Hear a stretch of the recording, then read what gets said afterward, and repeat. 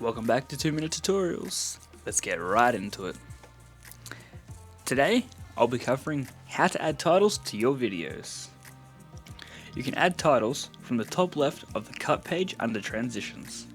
Or, in the Edit page, click Effects Library, Toolbox, and then Titles.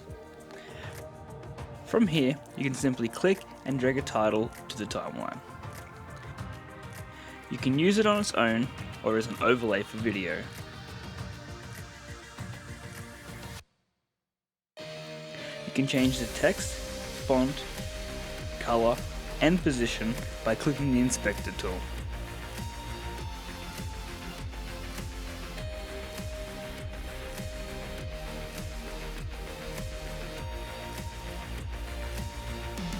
That's all for today's tutorial. If it helped you in some way, make sure to hit the like button, leave a comment on what tutorials you'd like to see, and smash subscribe to keep up to date.